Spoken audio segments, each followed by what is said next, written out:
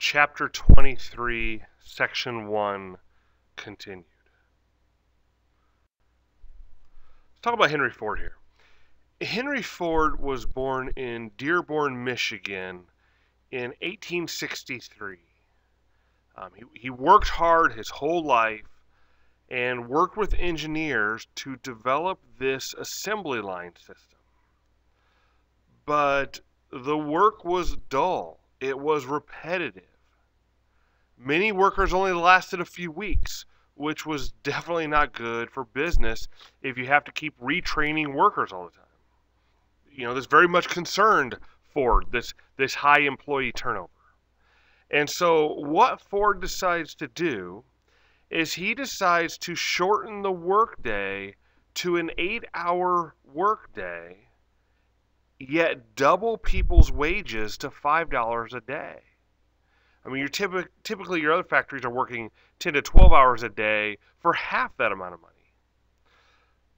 But Ford attached strings to this high wage. If you wanted to earn full pay, you had certain standards you had to meet at work and at home. And Ford had a personnel department to keep an eye on his employees. For example, Ford was against tobacco and alcohol, and he threatened to fire employees with either of these, even at home. Once World War I breaks out, Ford very much stressed American values. He encouraged his workers to move out of those ethnically segregated neighborhoods. His non-English speaking workers were required to attend Ford English School.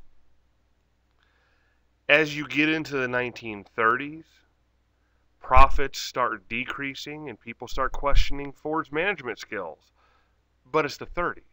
And as we will learn next chapter, the Depression was going on. Everybody's profits were decreasing. In 1945, Henry Ford is going to transfer control of the company to his grandson. And in 1947, Ford has died.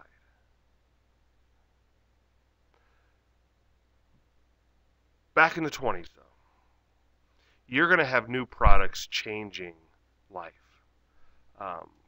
Work conditions were changing. Work had become easier. And some jobs even had their work availability negatively affected. For example, you needed fewer domestic servants because electrical appliances did a lot of the work. Middle-class housewives could do their own work with these new electrical appliances. You had less need for delivery services because Ford had made it so middle-class families could have automobiles and run their own errands. So some industries, it wasn't good, but a lot of industries, this was great. The transportation industry is going to change dramatically. By 1930, the horse-drawn carriage had been almost completely replaced by the automobile. So you're going to have this kind of weird decade here where you're going to have cars and horse-drawn carriages sharing the road together. Automobiles took riders away from trains and trolleys.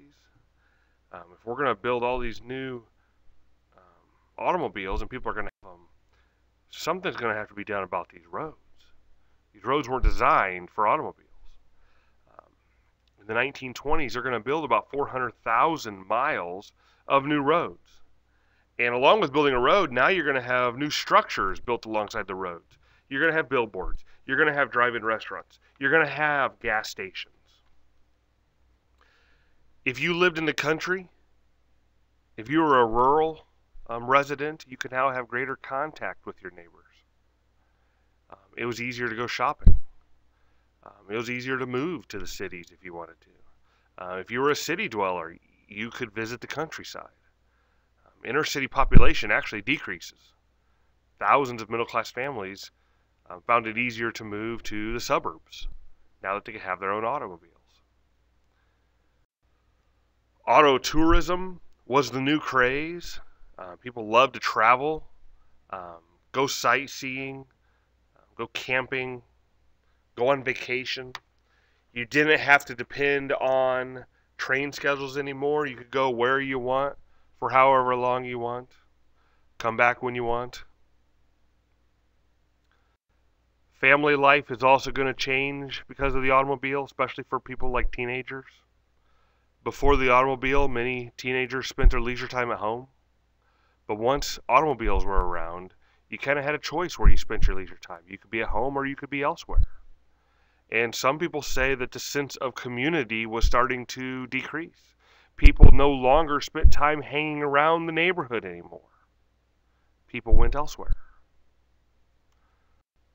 Other changes due to the rise of automobiles, um, negative changes would be pollution, traffic jams,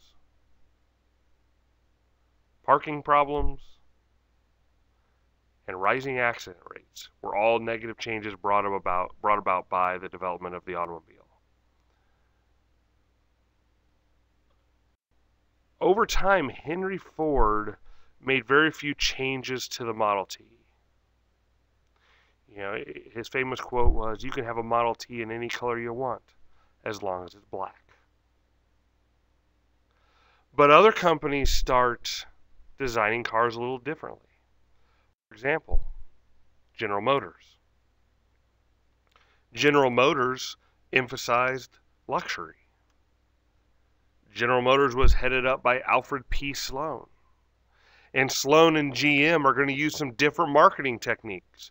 For example, he's going to introduce the installment plan, which would allow consumers to pay for their cars over time. By the mid-20s, 3/4 of cars were being bought on credit. And this practice doesn't just stay with automobiles. Soon other items were being bought on installment plans. Even today, look at today, you can buy everything on installment plans. You know, how many things you see where it's 3 easy payments, $19.95 or whatever. That's the installment plan. Another thing people started doing was not just making things work, but they wanted it to look good as well. So you're going to see a lot of new materials being used, like stainless steel and plastics, to make things not only functional, but appealing to the eye. Manufacturers are going to begin introducing new models of basically the same product. Planned obsolescence. Products specifically designed to go out of style. That way consumers had to replace their product with an up-to-date model. In the early 1920s, GM had introduced the idea of the yearly model change. You know, the 1922 version of their car, the 1923 version of their car. Not much different, but people wanted the new style. And they started accepting trade-ins of the old models. This new practice of installment plans and constant new styles became a bit of a problem. It didn't just stay with cars. The Department of Labor is going to do a study in the 20s, and they found out that single women were going into debt just to have the latest clothing styles. So to go along with all of this, one of the big businesses of the 20s is going to be advertising. You got to get the word out about what you're making to make people want it. Before World War I, the country spent about $500 million a year on advertising. But by the end of the 20s, $3 billion a year on advertising. And they began to appear everywhere. Magazines, billboards, newspaper, radio. There were ads everywhere. Many times targeting women. It was the women who did a lot of the shopping for the family. At times, they would even play on consumers' hopes and fears, which raised a lot of ethical questions. Warning mothers about, malnutrition if they don't buy this certain item for their children. And it wasn't like today where you could just get online and check out their claim. You trusted that what they were saying was true.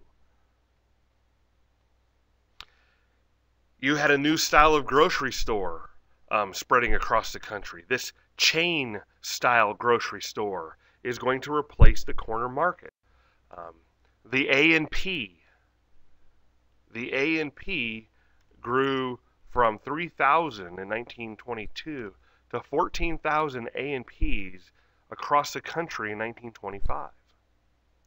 A&Ps were everywhere, including here. New technology is letting these stores have greater variety. Things like quick freezing and cellophane, which was created in the US 1924. Cellophane is that transparent wrapping material. It helps preserve fresh food longer. With quick freezing, with cellophane, food can be shipped farther. It didn't have to be just locally grown. You could have food in your grocery store with some level of freshness from across the country.